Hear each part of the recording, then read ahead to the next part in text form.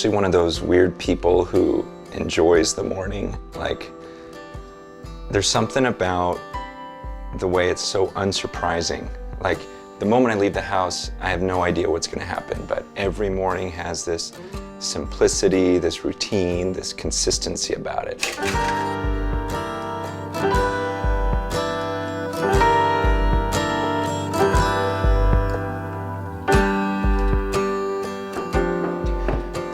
I speak pretty regularly at this one college. It's the same college every year, and I noticed something. There was this girl on the worship team, and every time I came there, it seemed like she was different.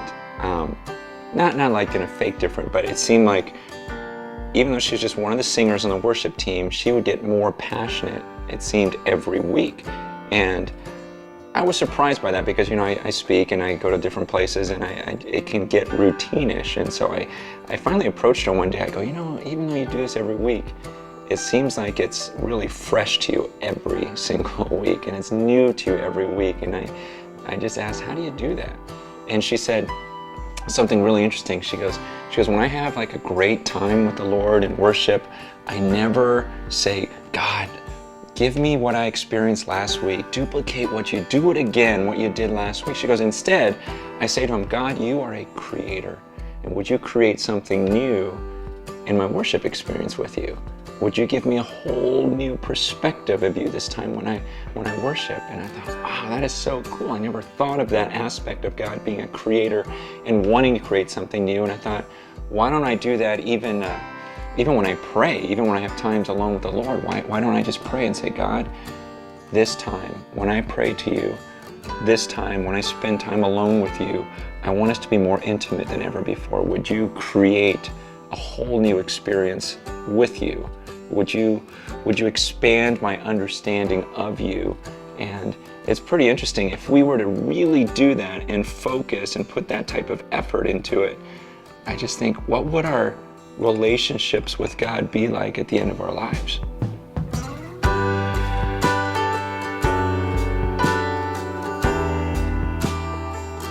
When I was growing up, I remember every night we'd sit around the dinner table, and my dad would make us pray every night before we ate. The crazy thing about it was we would pray the exact same prayer every night, like word for word, no variation. Either I would pray it, or my brother would pray it, or one of my sisters would pray it, but we would say word for word. 多謝天父俾我哋有嘢食，求天父嘅證俾我哋食咗身體健康，奉耶穌名求，阿門. And I know that means nothing to you, but every night, word for word, and so it became this pattern, and it got to a point where I would pray it before breakfast, before lunch. Every time before I ate, I would have to pray that magical Chinese prayer of God bless this food, because I didn't want him to poison it. And I look back at that and I think, wow, that's so ridiculous. Without exaggerating, I bet you I prayed that prayer at least 5,000 times over my lifetime, word for word. In fact, I remember one time, and this was the stupidest thing. I remember being in junior high, and I was embarrassed. I was embarrassed that I believed in God. I was embarrassed to pray, but I knew we're at lunch and we were at this amusement park. It was a field trip. I still remember it. We were at this place called Great America, and a bunch of my friends were at this table. We got our food and our drinks, and I'm thinking, I gotta pray before I eat, but I don't want anyone to see me. And so I still remember dropping my fork on purpose just so that I could bend over and pick it up. And on my way down, I'd be like, and no one would notice, and then I could eat my food. It's like, oh, good, it's blessed now. And you probably haven't done anything that stupid, but I think we all get into some sort of routine in our prayers to where it can become meaningless. Whether it's before meals, or maybe you have a morning devotional time, and you almost just sink into this prayer mode without thinking about what you're doing. And I think it hit me when I was in high school. One time I was at this kind of Christian retreat, and early in the morning I got up to pray and have my devotional time with God. And I remember sitting down, started to pray, started to read, and then I looked across the field and I saw the camp speaker, the guy that was giving all the messages that week. And he was across the field and he was praying and reading. And for some reason in my mind, I started thinking, I bet you he prays differently than I do. Because, you know, as a kid, you look up to these guys that are at the pulpit and you think, wow, he's the speaker, he's the pastor, he must have such an amazing relationship with God. So I thought to myself, I bet you he prays differently. I bet you he is so close to God when he prays. I bet you he really thinks that he's in the presence of God. And so I thought to myself, okay, I'm gonna pray like that this time.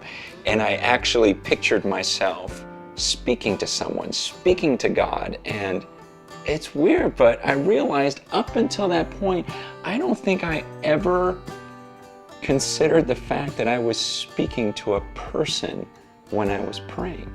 It became this routine or ritual to me.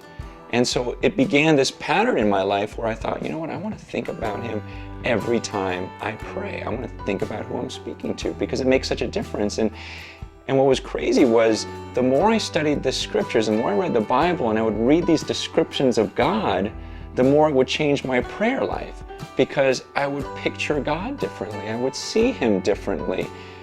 It's like I remember when I first studied Revelation chapter 4 and I read John's description of God, of what it was like when he was in heaven. And he talks about how he saw this being sitting on this throne, but he said he's not like a normal flesh and blood person. He's like diamonds and rubies, and he's glowing, and there's lightning, and there's fire, and there's thunder, and there's 100 million angels, and so it was such a massive picture of God that after reading that passage, I remember closing my eyes and thinking, okay, I'm about to approach him. I'm about to come before him and speak to him. And so I'd close my eyes and I'd picture this being who's sitting on the throne and he's glowing with diamonds and rubies and he's this unapproachable light and there's lightning, thunder, fire, and angels all around. And then I pictured myself coming before that being and speaking to him. And it was like I didn't even know what to say, and these words came out of my mouth. Like, it's such an honor to come into your presence. And I just, ever since that day that I read that passage and prayed, I thought to myself, I would never have said those words if I didn't take that 30 seconds to think about him. And I want you to consider, I mean, what would be the first words, literally, the first words out of your mouth the moment you saw God in all of his glory? What would come out of your mouth? See, and that's what should come out of our mouths when we pray. Because what we're doing is we're coming before that God and speaking to him.